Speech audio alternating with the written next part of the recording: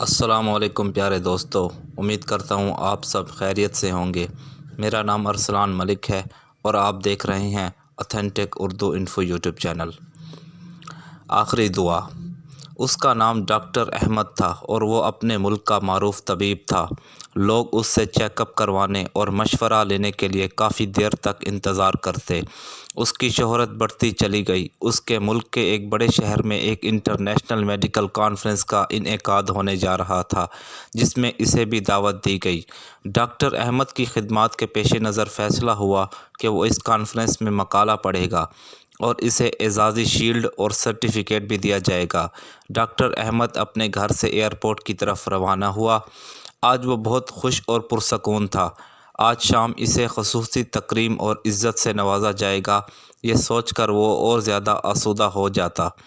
Airport پر معمول کی checking کے بعد فوراً ہی وہ ہوائی جہاز میں سوار ہو گیا اور اس کی فلائٹ شیڈول کے مطابق پرواز کر گئی۔ کوئی آدھا پونا گھنٹہ کے بعد ایئر ہوسٹس کی آواز سنائی دی۔ وہ اعلان کر رہی تھی، معزز حضرات، ہم معذرت خواہ ہیں کہ طیارے میں فنی خرابی کی وجہ سے مجبور ہو کر اسے قریبی ایئرپورٹ پر اتارا جا رہا ہے۔ ہمارے پاس اس کے سوا کوئی چارہ نہیں ہے۔ فلائٹ بغیر کسی دشواری کے قریبی ایئرپورٹ پر اتر گئی۔ مسافر جہاز سے اتر کر لاؤنج میں چلے گئے۔ ڈاکٹر احمد بھی دیگر مسافروں کے ساتھ طیارے کے درست ہونے کا انتظار کرنے لگے۔ تھوڑی دیر بعد ایئرپورٹ اتھارٹی نے اعلان کیا کہ خرابی درست ہونے کا فوری امکان نہیں، مسافروں کو متبادل طیارہ آنے تک انتظار کرنا ہوگا۔ نیا طیارہ کب آئے گا کسی کو علم نہ تھا۔ پھر کچھ دیر بعد اعلان ہوا کہ متبادل طیارہ کل ہی آ سکتا ہے۔ ہم اس زحمت کے لیے معذرت خواہ ہیں۔ ڈاکٹر احمد کے لیے یہ اعلان نہایت تکلیف دہ اور چونکا دینے والا تھا۔ آج کی رات تو اس کی زندگی کی بہت ہی اہم رات تھی۔ وہ کتنے ہفتوں سے اس کا منتظر تھا۔ اس کی تکریم ہونے والی تھی۔ وہ کرسی سے اٹھا اور ایئرپورٹ کے اعلیٰ افسر کے پاس جا پہنچا، اپنا تعارف کروایا اور کہا، میں انٹرنیشنل معیار کا ڈاکٹر ہوں، میرا ایک ایک منٹ قیمتی ہے، مجھے آج رات فلاں شہر میں مقالہ پڑھنا ہے۔ پوری دنیا سے مندوبین اس سیمینار میں شرکت کے لیے آئے ہوئے ہیں اور آپ لوگ ہمیں مستہ سنا رہے ہیں کہ متبادل طیارہ 16 گھنٹے کے بعد آئے گا۔ متعلقہ افسر نے جواب دیا، محترم ڈاکٹر صاحب، ہم آپ کی عزت اور قدر کرتے ہیں۔ ہمیں آپ کی اور دیگر مسافروں کی مشکلات کا بخوبی اندازہ ہے، لیکن یہ ہمارے بس کی بات نہیں اور نہ ہی نیا طیارہ فراہم کرنا میری ذمہ داری ہے۔ البتہ وہ شہر جہاں آپ کو کانفرنس میں شرکت کے لیے جانا ہے، زمینی راستے سے فقط 3-4 گھنٹے کی مسافت پر ہے۔ اگر آپ کو بہت جلدی ہے تو ایئرپورٹ سے کرائے پر گاڑی حاصل کریں اور خود ڈرائیو کرتے ہوئے مطلوبہ شہر پہنچ جائیں۔ ڈاکٹر احمد لمبی ڈرائیونگ پسند نہ کرتا تھا، مگر مجبوری تھی، اس کے پاس کوئی متبادل صورت بھی تو نہیں تھی۔ اس نے افسر کے مشورے کو پسند کیا اور کار کرائے پر لے کر متعلقہ شہر کی جانب روانہ ہو گیا۔ اس نے کچھ فاصلہ طے ہی کیا تھا کہ اچانک موسم خراب ہونا شروع ہو گیا۔ آنن فانن سیاہ گھنے بادلوں نے آسمان ڈھانپ لیا۔ تیز آندھی اس پر مستعد تھی۔ دیکھتے ہی دیکھتے زوردار بارش شروع ہو گئی۔ اندھیرا چھا گیا اور آہستہ آہستہ وہ راہ سے بھٹکنے لگا۔ اس کی گاڑی کا رخ کسی غلط سمت مڑ گیا۔ موسم کی خرابی کے باعث اسے اندازہ ہی نہ ہو سکا کہ وہ کدھر جا رہا ہے۔ 2 گھنٹے کی مسلسل ڈرائیونگ کے بعد اسے یقین ہو گیا کہ وہ راستے سے بھٹک چکا ہے۔ بھوک اور تھکاوٹ کا احساس بھی اسے ستانے لگا۔ اس کے پاس کھانے پینے کی کوئی خاص چیز بھی نہیں تھی۔ کسی محفوظ ٹھکانے کی تلاش اس کے دل و دماغ پر سوار تھی، جہاں کھانے پینے کی کوئی چیز مل سکے۔ وقت تیزی سے گزرتا چلا گیا اور رات کا اندھیرا پھیلنا شروع ہو گیا۔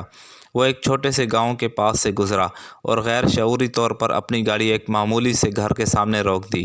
اس کا ہاتھ گھر کے دروازے پر تھا اور وہ اسے کھٹکھٹا رہا تھا۔ اندر سے ایک بوڑھی عورت کی نحیف و ناتواں آواز اس کے کانوں میں پڑی، جو کہہ رہی تھی، بیٹا جو بھی ہو اندر آ جاؤ، دروازہ کھلا ہے۔ डॉक्टर अहमद घर में दाखिल हुआ तो देखा एक बूढ़ी औरत मुतहर्रिक कुर्सी पर बैठी है। डॉक्टर ने कहा, अम्मा जी, मेरे मोबाइल की बैटरी ख़त्म हो चुकी है, क्या मैं आपका मोबाइल इस्तेमाल कर सकता हूँ? बूढ़ी औरत मुस्करा कर कहने लगी, बेटे, कौन से फ़ोन की बात कर रही हो? शायद तुम्हें मालूम नहीं कि तुम कहाँ हो। हमारे यहाँ बिजली है ना टेलीफोन। ये तो एक छोटा सा गाँव है जहाँ शहरी सहूलतों का कोई तसव्वुर नहीं है। मेरे बेटे, वो सामने मेज़ पर चाय और खाना रखा है।